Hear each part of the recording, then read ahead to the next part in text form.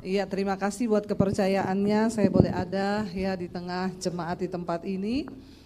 Ya, kita percaya bahwa Tuhan adalah setia bagi setiap kita. Bapak Ibu, tadi pagi saya sampaikan tentang hidup yang berbuah. Ya, bahwa yang Tuhan Yesus inginkan dari hidup kita itu adalah berbuah. Bahwa satu saat kalau Tuhan Yesus datang nanti yang dia cari adalah buah. Makanya enggak peduli sehebat apapun pelayanan kita. Enggak peduli ya berapa puluh tahun kita sudah menjadi Kristen. Kalau Tuhan datang dia hanya bertanya mana yang melakukan firman-Ku. Dan itu adalah orang-orang yang berbuah di dalam Kristus. Nah tadi pagi saya sudah sampaikan kenapa kita harus berbuah. Karena Yesus pernah mengutuk pohon ara yang tidak berbuah. 3 tahun sudah tumbuh di kebun. Tapi setiap kali tuannya datang mencari buahnya tidak didapati. Sampai akhirnya tuannya berkata tebang saja, buang ke dalam api. Tetapi penjaga kebun itu berkata kasih kesempatan 1 tahun lagi Tuhan. Kalau dia tetap tidak berbuah baru kita tebang dan buang ke dalam api. Sudah cukup lama Tuhan memberikan kita kesempatan untuk berbuah. Jangan sampai Tuhan datang kita gak berbuah-berbuah. Yang kepahitan masih terus kepahitan. Yang selingkuh masih terus selingkuh. Yang hidup dalam dosa masih terus melakukan dosa. Ayo kita mulai berbuah waktu kita melakukan firman. Nah salah satu penghambat untuk orang berbuah tadi pagi kita sudah belajar adalah ketika firman itu ditabur di tanah yang penuh semak duri. Salah satu semak duri itu adalah kekhawatiran yang menghimpit firman itu sehingga firman itu tidak bisa bertumbuh apalagi berbuah dalam hidup kita. Nah bahaya kekhawatiran ini ternyata luar biasa. Dan seringkali kita tidak menyadari tetapi itu terjadi. Kenapa saudara? Karena kita hidup di tengah dunia yang kelihatan mata. Tapi Tuhan itu tidak terlihat mata. Makanya seringkali kita pintar ngomong firman. Tapi pada dasarnya ketika kita disuruh mempraktikkan firman. Percaya waktu kita belum melihat. Rasanya sulit ya. Dan itulah sebabnya juga makanya banyak orang Kristen tidak mengalami mujizat Tuhan di dalam hidup mereka. Nah hari ini saya pengen membahas tentang satu hal yang sangat luar biasa yang bisa membuat iman kita tidak bertumbuh yaitu hal kekhawatiran. Mari kita baca bersama Injil Lukas pasal yang ke-12. Lukas 12 ayat 22. Yesus berkata kepada murid-muridnya, karena itu aku berkata kepadamu janganlah apa? Khawatir akan hidupmu, akan apa yang hendak kamu makan, dan janganlah khawatir pula akan tubuhmu, akan apa yang hendak kamu pakai. Ternyata ada 2 hal yang memang membuat orang itu khawatir, hanya masalah perut dan masalah pakaian. Semua itu masalah-masalah yang tidak ada nilainya sampai pada kekekalan. Kalau kita mau serius berpikir yang bikin orang khawatir itu cuma 2 hal, makanan dan pakaian kata Yesus di sana ya. Jangan khawatir tentang itu. Sebab apa? Ayat 23 berkata apa? Sebab hidup itu lebih penting daripada makanan dan tubuh ini lebih penting daripada pakaian. Apa artinya saudara? Manusia hanya sibuk bekerja mencari uang agar dapurnya ngebul, agar perutnya terisi. Tapi kita lupa Alkitab berkata hidup itu lebih penting daripada makanan. Mana yang benar? Hidup untuk makan atau makan untuk hidup? Yang benar. Tapi ada sebagian orang itu hidup untuk saudara bersyukur kalau berpikir bahwa hidup makan untuk, berarti kalau makan untuk hidup yang penting apanya? Hidupnya ya. Kita makan itu supaya kita hidup. Tujuannya makan itu agar kita hidup. Benar yang Yesus katakan, hidup itu lebih penting daripada makanan. Kalau kita sadari bukan makanan yang terpenting tetapi hidupnya itu loh. Kita makan tempe, sambal, nasi enak enggak? Kalau disertai dengan ucapan makan steak yang harga 1 juta di Jakarta ada steak 1.500.000 harganya. 2.600.000 ada, sampai 3.500.000 ada. Saya diajak orang makan, ibu pilih, saya lihat harganya. Suami saya colek saya, enggak usah milih, biar yang ngundang yang milihin. Nanti kita salah, lihat harganya aja mau kecekik. Saya tanya, ini kenapa bisa mahal begini ya? Konon Bu, ini sapi-sapinya dipelihara khusus. Jadi sapi itu enggak stres. Dia makannya baik, dikasih vitamin. Jadi juga dagingnya itu enak. Ini sapi pilihan dalam hati saya. Biar sapi dagingnya enggak stres, kalau yang makan stres. Iya enggak? Ya, buat apa sapi enggak stres, orang yang makan stres. Yang ada saya bayar jadi. Iya, jadi yang penting sapi yang stres atau orang yang stres? Nggak penting sapinya mau stres atau tidak, yang penting kitanya ini loh. Ya, daripada makan begitu bayar stres, saya pilih makan di pinggir jalan aja, benar nggak? Nggak stres. Ya, jadi saudara jangan salah ya.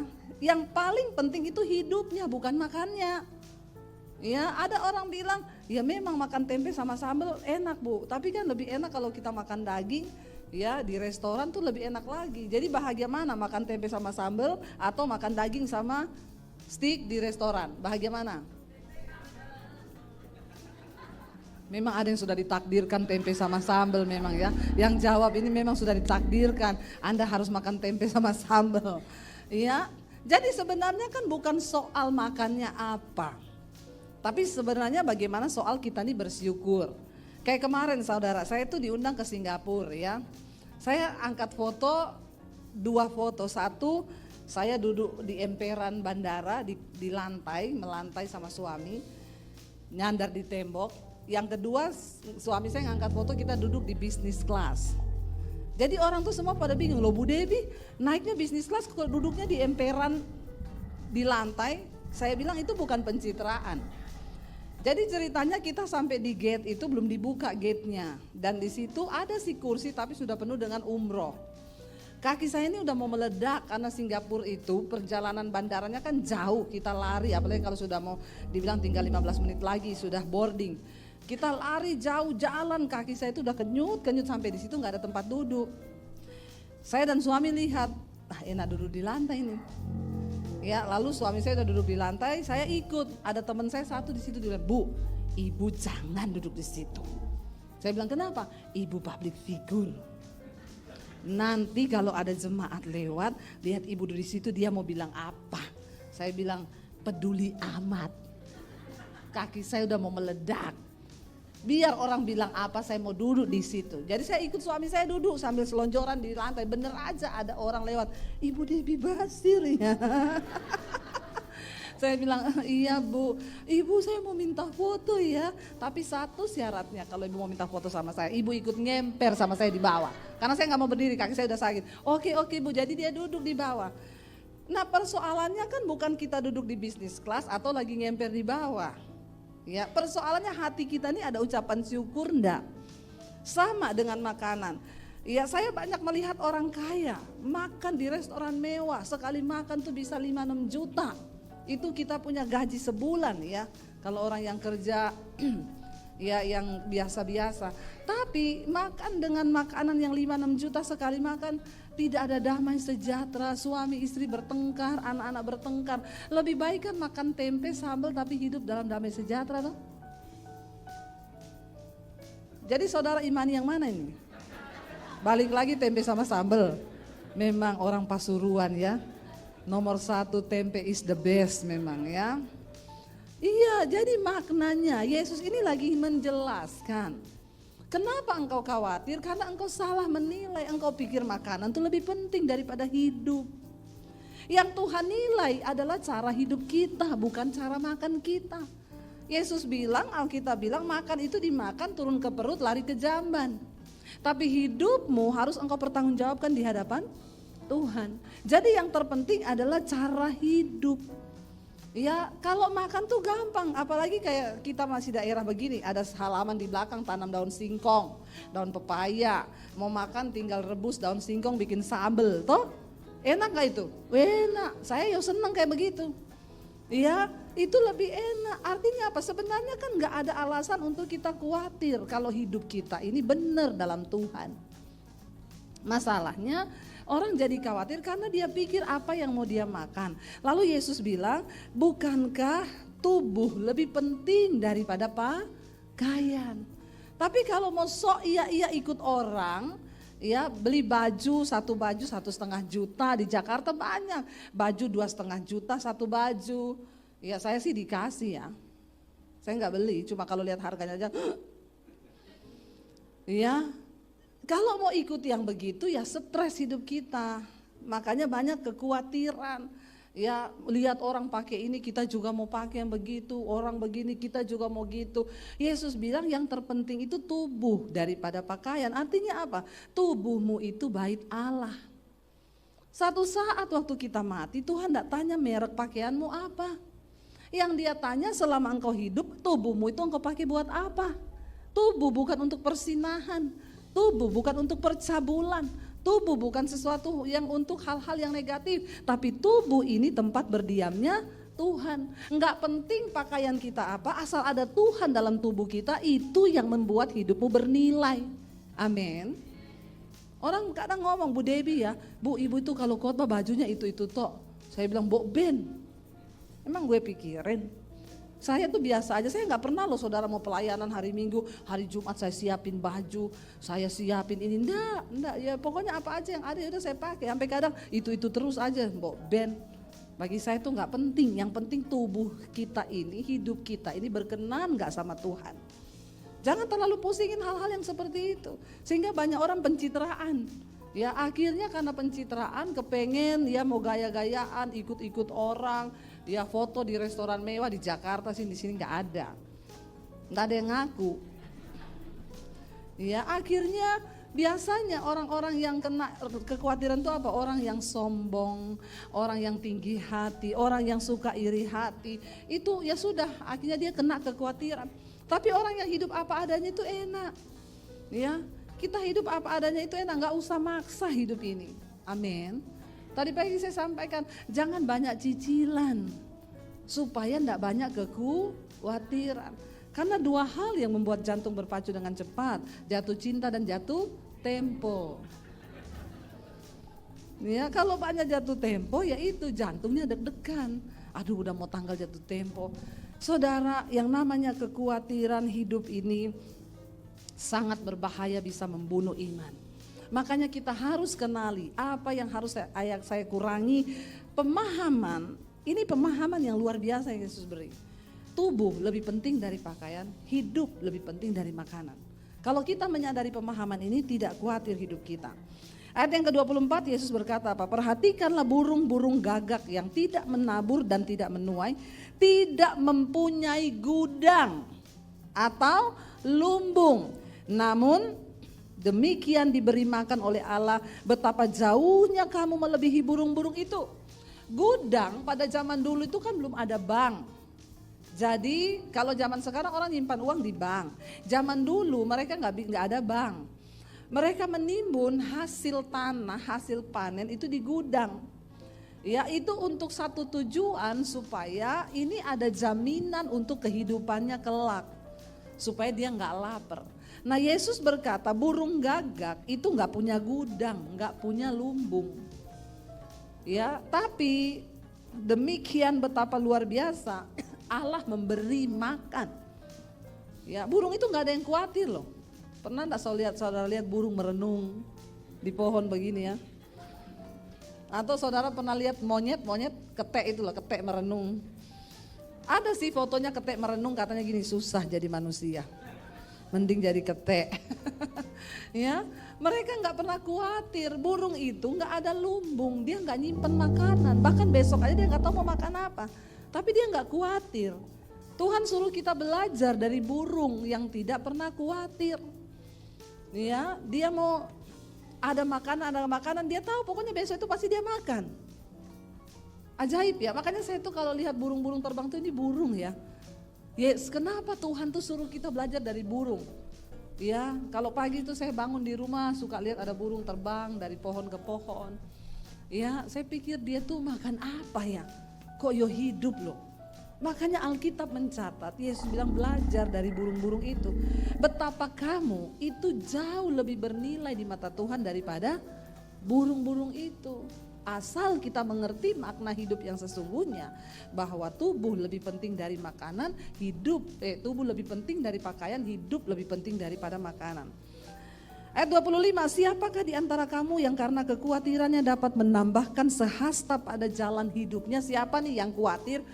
Aduh saya khawatir, bagaimana ya masa depanku, bagaimana tiba-tiba ting saldomu bertambah? Ada di sini yang karena khawatir terus kita dapat untung gitu? Enggak ada kan? Khawatir tidak menambah apa-apa, malah membawa sesuatu yang negatif dalam hidup kita. Saudara, kalau saya bicara ada orang tua WA ke saya gini, Bu Debbie, saya tuh dengar khotbah-khotbah ibu, mungkin dia dengarnya yang akhir-akhir ini kali. Saya banyak bersaksi tentang mujizat Tuhan. Dia kayaknya subscriber baru. Dia nggak ngikuti khotbah saya dari awal-awal bagaimana penderitaan saya. Saya dengar khotbah ibu tuh kayaknya enak banget ya, ibu ngalami mujizat begini ya Bu. Bu, saya cuma mau bilang sama ibu, hidup itu keras Bu. Di luar sana itu hidup itu pahit Bu. Saya balas, seberapa pahit hidupmu? Ceritakan sama saya. Ya, saya bukan pendeta yang hanya berkhotbah dan suruh jemaat percaya kepada Tuhan. Saya mengalami. Di antara Bapak Ibu di sini, siapa yang pernah hidup tanpa seorang pun dalam hidupmu, tanpa uang 1 sen pun? Coba angkat tangan. Ada di sini yang pernah hidup tanpa siapa-siapa dan tanpa uang 1 sen pun. Saudara nggak tahu mau ngapain? Coba angkat tangan. Saya mengalami ketika saya diusir dari keluarga saya. Ya, berapa banyak yang sudah dengar kesaksian saya? Yang belum dengar kemana aja? Tolong pulang subscribe channel YouTube saya, Debbie Basir TV. Jangan lupa komen dan share. Ya, saya ini papi saya haji, kakek saya ustadz. Saya menerima Yesus tahun 95. Waktu saya terima Yesus tahun 95, saya diancam mau dibunuh oleh keluarga saya. 96 saya diusir dari rumah. Papi saya memberi pilihan, kalau kamu nggak kembali, pergi dari rumah, angkat kaki dan jangan anggap kamu punya keluarga. Satu lagi, jangan bawa ijazahmu. Saya mau lihat kamu ikut Yesus. Yesus kasih makan, kamu pakai apa? Saya tinggalkan keluarga saya dengan bercucuran air mata. Saya menangis, Tuhan, ini pilihan terberat bagi saya. Kalau saya tinggalkan rumah, saya mau makan apa? Saya mau hidup di mana? Bahkan ijazah pun tidak boleh dibawa. Jadi saya memulai hidup bersama Yesus bukan dari nol, dari min. Kalau masih ada ijazah, saya masih bisa cari kerja. Tapi saya tidak ada ijazah. Ya sudah, saya tinggalkan rumah tahun 96 dari kota Poso. Saya ke kota Palu 7 jam perjalanan. Di sana saya cari sepupu saya, dia tinggal di kos-kosan. Dia juga ngekos ya, untuk bisa dapat makan di situ supaya saya bisa tinggal gratis di rumah itu. Ada 1 rumah kos. Saya cuci baju anak-anak kos itu, saya nyapu, nyetrika, masak, ngepel. Untuk bisa numpang tinggal dan numpang makan. Kalau ada uang anak kos masak, kalau enggak ya sudah puasa terpaksa. Saya mengalami. Jadi kalau ada orang bilang, Bu hidup ini keras, saya mau tanya seberapa keras hidupmu? Enggak usah alay lebay. Saya pernah mengalami tidak ada uang 1 sen pun di tangan. Enggak ada siapa-siapa yang saya bisa taruh harap untuk saya berharap. Pergi minta uang, pinjam uang, enggak pernah. Makanya Alkitab Yesus berkata benar, diberkatilah orang yang mengandalkan Tuhan, tapi terkutuklah orang yang mengandalkan manusia. Jangan andalkan manusia, hidupmu terkutuk loh, terkutuk kata Alkitab. Banyak orang Kristen tidak menyadari hidupnya di bawah kutukan. Kenapa? Karena dia hidup mengandalkan manusia. Andalkan orang tua, andalkan saudara ipar, andalkan siapa aja. Ada masalah dikit pinjam uang, utang kanan kiri. Makanya hidupmu terkutuk. Engkau tidak pernah mengandalkan Tuhan. Saya setiap hari puasa. Bukan cuma karena memang saya pengen deket Tuhan. Karena memang di situ tidak ada makanan. Anak kos saudara, makan buat dia aja sulit. Jadi saya tiap hari puasa, berdoa, saya cari Tuhan nasibku ini ke depan mau jadi apa? Saya enggak ada ijazah, saya enggak bisa cari kerja Tuhan. Apa yang harus saya lakukan? Ya, saya dulu bertanya terus, kenapa saya diusir Tuhan? Kenapa Tuhan? Sebenarnya kan saya enggak usah diusir bisa, tapi saya harus jalani proses itu. Jadi saya pernah rasa, jangan saudara bilang saya enggak pernah rasa, saya bukan pendeta teori, tapi saya mengalami Tuhan. Ya, makanya sekarang Tuhan angkat saya jadi YouTuber karena gak ada ijazah. Amin. YouTube gak pernah tanya, ijazahmu mana? Lulusan apa kau? Pokoknya siaranmu banyak yang nonton sudah, ya sah jadi YouTuber. Lalu saudara, saya menjalani hidup. Bahkan memulai dari mana aja saya gak tahu. Setiap hari saya cari Tuhan. Pernah satu kali saya ambil doa puasa, Tuhan hidupku itu mau Engkau bawa kemana Tuhan? Lagi berdoa dapat penglihatan, Tuhan bawa saya berdiri di panggung seperti ini, di bawah itu orang puluhan ribu. Tuhan bilang satu saat engkau akan berdiri di depan ribuan orang, bahkan puluhan ribu. Pulau-pulau menantikan pengajaranmu, bangsa-bangsa menantikan pengajaranmu. Saya nangis bercucuran air mata. Wow, saya melihat semua itu, saya tangkap. Yes, amin. Begitu buka mata, lihat pakaian kotor di kos-kosan. Hilang semua itu tadi yang dalam hadirat Tuhan itu. Di hadapan saya pakaian kotor, di hadapan saya kain pel. Dengan bercucuran air mata, saya imani saja, aku percaya kalau Tuhan yang beri penglihatan, saya pasti akan mengalaminya Tuhan. Dan itu tidak saya dapatkan 1-2 tahun. Banyak orang Kristen lelah menunggu, dia berhenti mengharapkan Tuhan sehingga dia gak bisa melihat. Saya mau bersaksi sama saudara, itu saya alami penglihatan itu tahun-tahun 96, 97 di kota Palu di kos-kosan. Saya baru mengalami Tuhan menggenapinya itu di pandemi ini. Di tengah masa pandemi saya diundang pelayanan ke Amerika saudara. Ya, waktu bulan Desember kemarin saya baru pulang 5 minggu. Ya, pelayanan di New York, di New Jersey, Philadelphia, Colorado, Atlanta. Kami keliling, terbang ke beberapa negara di sana. Saya melihat Alkitab berkata, bangsa-bangsa Tuhan ngomong waktu itu menanti pengajaranmu. Pulau-pulau. Saya bisa datang ke Pasuruan ini jadwalnya sudah diminta 1 tahun yang lalu. Ya, tadi Bapak bilang, Bu, bulan-bulan dalam dekat ini tidak ada Pak, sudah penuh. Tahun depan saya pun tidak bisa janji. Ini kalau saya masukin tahun depan Pak, sudah full lagi ini minggu. Tapi saya masih mengalir aja, tunggu Tuhan nih. Saya nggak mau terpatok nanti sudah penuh lagi. Hari ini saya justru menolak banyak permintaan pelayanan. Lah Debbie Basirnya 1, Indonesia aja sekarang udah berapa provinsi saudara. Ya semua minta pelayanan. Apa yang Tuhan ucapkan? Sekarang YouTube saya subscribe-nya 625 ribuan. Ya, hari ini setiap malam mesbah doa itu yang nonton sampai 60 ribu. Mesbah syukur pagi itu kadang hampir mencapai 100 ribu. Tuhan ngomong, aku penuhi semua yang dulu aku ucapkan.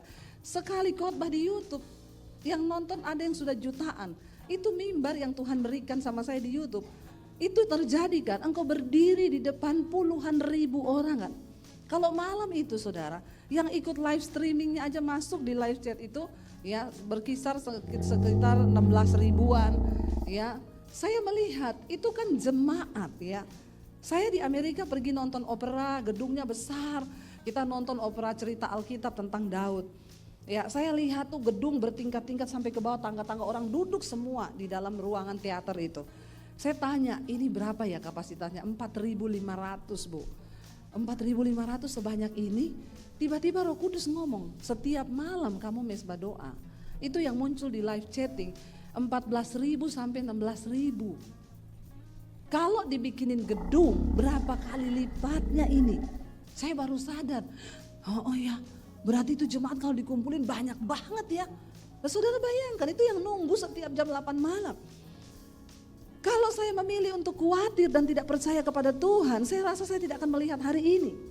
Tuhan bilang teruslah berbuat baik karena jika engkau tidak menjadi lelah, engkau akan melihat janji-janji Tuhan digenapi dalam hidupmu, amin. Tapi banyak dari kita menjadi lelah lalu putus asa lalu, makanya saya mengalami kalau ada jemaat merasa ibu sih belum pernah dikejar-kejar ditagih-tagih utang. Saya tanya, kenapa kamu lagi mengalami masalah apa? Saya dikejar debt collector Bu, berapa lama? 6 bulan, saya 2 tahun dikejar debt collector. Saya bersaksi kepada saudara, bukan saya tidak mengalami masa-masa sulit. Dan Tuhan harus mengizinkan semua itu saya lewati supaya saya bisa bersaksi. Karena Tuhan tahu banyak jemaat yang alay lebay. Ya, saya pernah mengalami itu. Saya tidak pinjam uang ke orang, saya nggak cari di mana-mana, saya berlutut di kaki Tuhan. Dan mujizat terjadi bukan hanya bagi hamba Tuhan, bagi orang yang percaya kepada Tuhan. Katakan, amin. Gak ada yang mustahil. Makanya Yesus bilang ya, siapakah di antara kamu yang karena kekhawatirannya dapat menambahkan sehasta saja pada jalan hidupmu? Nggak bisa. Jadi kalau kamu tidak sanggup membuat barang yang paling kecil, mengapa kamu khawatir tentang hal-hal lain? Kalau kita nggak bisa bikin apa-apa, kenapa kita harus khawatir? Toh kita juga nggak bisa menambah apa-apa dengan kekhawatiran kita. Mending berserah, belajar percaya. Waktu khawatir nyanyi, katakan. Nyanyi aja kalau khawatir, mulai iblis ngomong, oh nanti kamu begini, kita khawatir kan. Nyanyi memuji Tuhan saudara. Firman-Mu berkata kau besertaku. Iblis bilang menghibur diri. Terus, maka kuat roh dan jiwaku. Setan bilang, terus hibur diri. Tangan-Mu Tuhan selalu ku nantikan. Lawan iblis dengan firman Tuhan supaya dia lari daripadamu. Kuat-kuatan iman, ayo saudara. Tuhan tidak terlihat, tapi dia nyata bagi setiap orang yang mau percaya. Makanya dia ulangi terus kepada bangsa Israel. Aku Allah yang memanggil engkau adalah Allah yang hidup. Bukan Allah yang mati. Tuhanmu itu hidup loh. Amin. Bilang kanan kirimu, Tuhanmu itu hidup loh. Yakinkan Tuhanmu itu hidup loh. Ya sayang saudara jadi Kristen tapi saudara gak ngalami Tuhan tuh kasihan deh lu. Ya ayo alami Tuhan Bapak Ibu ya. Lalu dikatakan di sana, perhatikanlah bunga bakung yang tidak memintal dan tidak menenun. Namun aku berkata kepadamu, Salomo dalam segala kemegahannya tidak berpakaian seindah salah satu dari bunga itu. Jadi jika rumput di ladang yang hari ini ada dan besok dibuang ke dalam api, demikian didandani Allah, terlebih lagi kamu, hai yang orang-orang yang kurang percaya. Ayat 29. Jadi janganlah kamu mempersoalkan apa yang akan kamu makan atau apa yang akan kamu minum, janganlah cemas hatimu. Semua itu dicari bangsa-bangsa di dunia yang tidak mengenal Allah, akan tetapi Bapamu tahu bahwa kamu memang memerlukan semuanya itu. Saya tuh bingung ya, Yesus menulis ini ribuan tahun yang lalu loh. Zaman-zaman ini memang belum ada debt collector. Ya, belum ada cicilan-cicilan. Mungkin kalau sudah ada Yesus akan tambah. Jangan khawatir akan hidupmu, akan cicilanmu, tapi bertobatlah kau ya. Mungkin saudara, ya bayangkan zaman ini tuh masih benar-benar peradaban manusia itu belum sehebat sekarang. Itu aja sudah ada yang khawatir loh. Saya tuh bayangkan ya, zaman Yesus aja ternyata banyak orang yang sudah khawatir. Berarti memang kekhawatiran ini roh yang menghimpit manusia. Ya, Yesus berkata di sana, jangan kamu persoalkan apa yang kamu makan, minum, jangan cemas. Semua itu dicari bangsa-bangsa di dunia yang tidak mengenal Allah. Orang yang khawatir itu disamakan dengan orang yang tidak mengenal Allah. Kalau engkau mengenal Allah, engkau tidak akan khawatir. Akan tetapi Bapamu tahu bahwa kamu memang memerlukan semuanya itu. Bapa kita, Bapa yang tahu. Tetapi ini kuncinya supaya kita tidak khawatir. Ayat 31 berkata apa?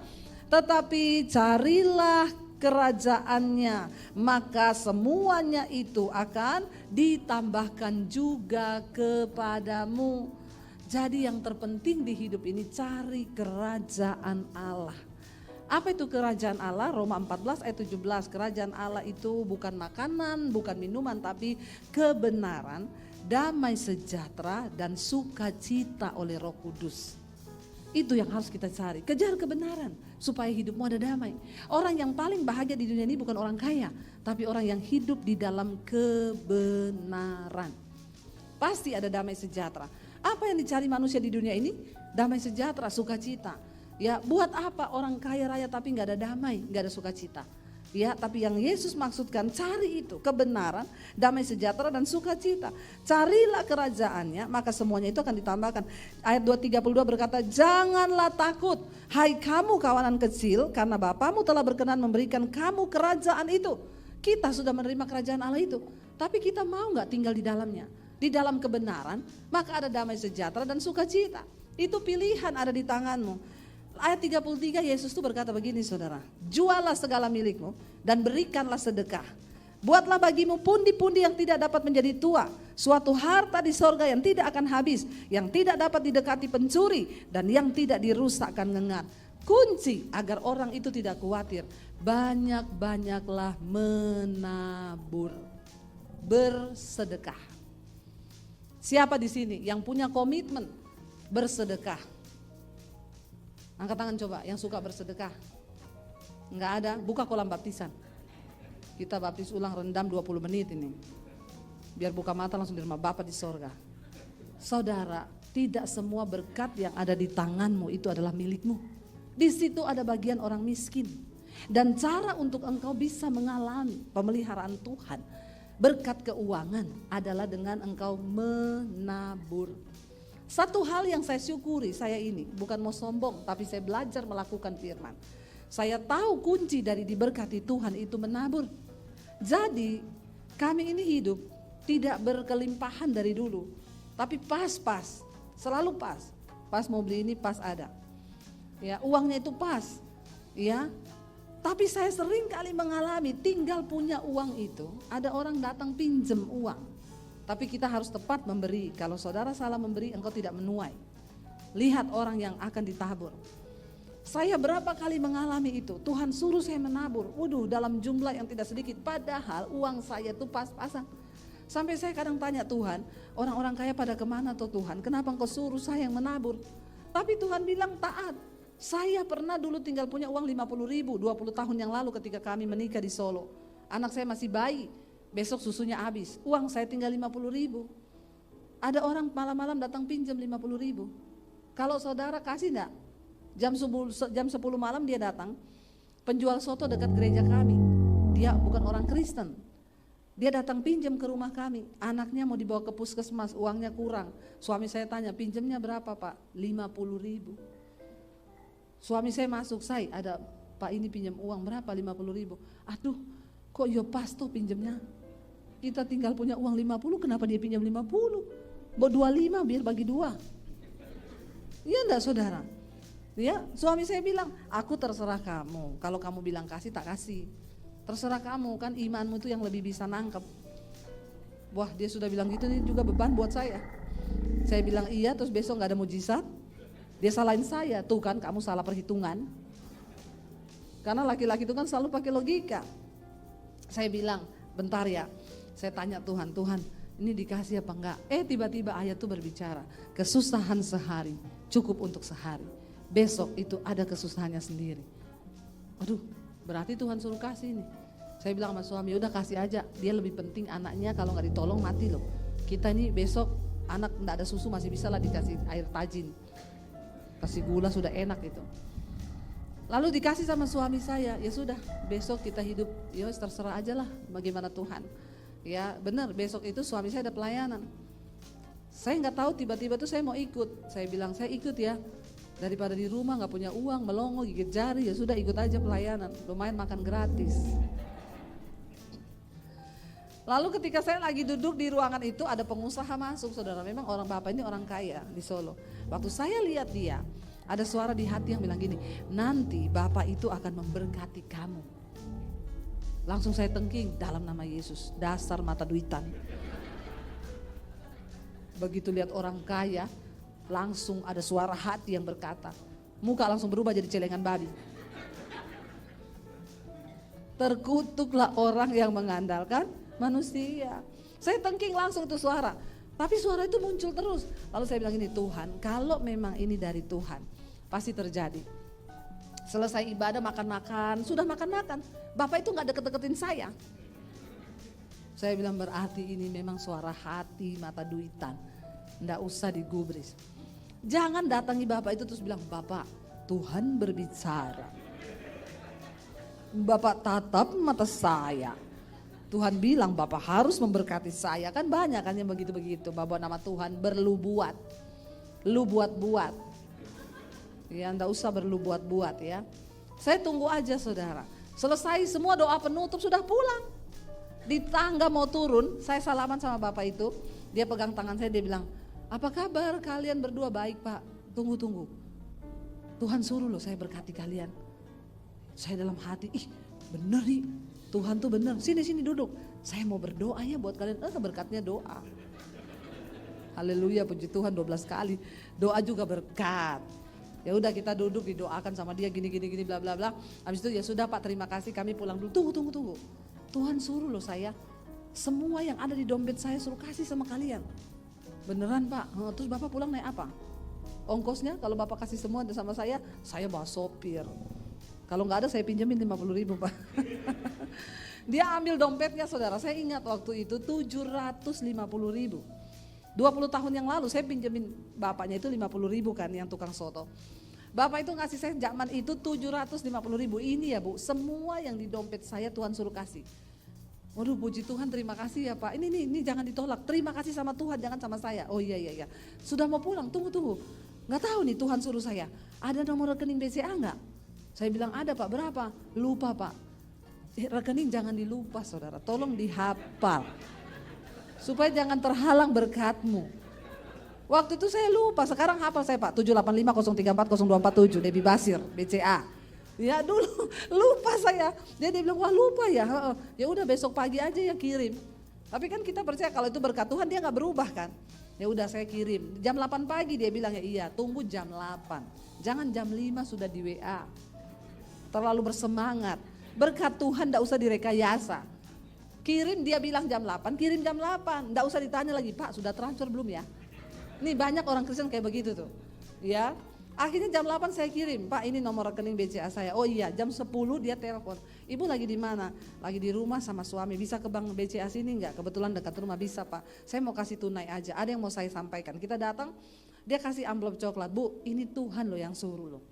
Saya nggak tahu kenapa, tapi saya baru kali ini kayak gini. Jadi terima kasih ya sama Tuhan. Tuhan tuh mengasihi kalian banget. Ini ada uang 10 juta. 20 tahun yang lalu. 10 juta, ini jemaat responnya lambat banget ya, gak ada yang tepuk tangan, gak ada yang bilang wow. Tolong agak-agak respon biar hidup di gereja, amin. Saya bayangkan kalau pendeta yang khotbah di sini ke aku sudah mati gaya dia. Soalnya jemaatnya juga mati gaya. Tolong kalau ada pendeta khotbah ngomong agak ini, saudara langsung amin, yes gitu ya. Jadi hidup gereja ya. Akhirnya saudara, dia bilang ini ada uang 10 juta loh, 20 tahun yang lalu tuh banyak sekali. Jadi total dia, nah itu sudah mulai ada amin, bagus nih. Siapa yang bilang amin tadi? Ambil sepeda di bawah. Sepedanya siapa aja ambil aja pokoknya itu ya. Jadi saudara ya 10 juta 750 ribu. Saya yakin ya kalau hari itu saya nggak peka, saya nggak kasih uang 50 ribu itu, kita pasti nggak lihat mujizat itu. Iya kan? Jadi suami saya imannya semakin bertambah. Ih bener ya saya. Makanya suami saya itu sekarang gini, say kalau ada orang Tuhan gerakan untuk kau berkati, enggak usah tanya-tanya saya. Kasih saja. Dia tahu istrinya ini, Alkitab bilang kan istri yang takut Tuhan itu suaminya gak kekurangan keuntungan. Karena istrinya takut akan Tuhan. Tapi kalau istrinya gak takut Tuhan, suaminya kurang terus keuntungannya. Malah duitnya hilang terus. Kenapa? Dia bilang, karena saya nikah sama istri yang pintar cari uang Bu. Uang saya dicari semua. Di dompet ketemu, di celana ketemu, di rak buku ketemu, wah susah dapat istri yang pintar cari uang. Saudara saya melihat, ini ketika kami masih susah dulu loh. Tapi jangan pulang dari sini saudara langsung, siapa yang mau pinjam 50 ribu? Siapa? Tak kasih ini loh, supaya aku dapat mujizat. Tuhan itu melihat sikap hati. Saya tadi pagi bersaksi, kami mau jual rumah di tengah masa pandemi karena tidak ada harapan hidup. Pelayanan semua cancel, kami gak dapat gaji dari gereja setiap bulan. Kami hanya berharap dari Tuhan. Di tengah masa pandemi kami harusnya jual rumah Jakarta mau pulang Solo. Gak jadi, saya malah beli rumah lagi di Jakarta. Saya bangun studio DBTV di tengah masa pandemi. Ya, sudah hidup imannya ini. Sudah hidup ya. Jangan pendeta lain datang minggu depan mati lagi. Tetap hidup. Sampai pendeta itu semangat saudara. Kalau saudara amin, yes, dia ngomong apa amin. Ya, jangan bikin pendeta mati gaya. Dia udah khotbah saudara.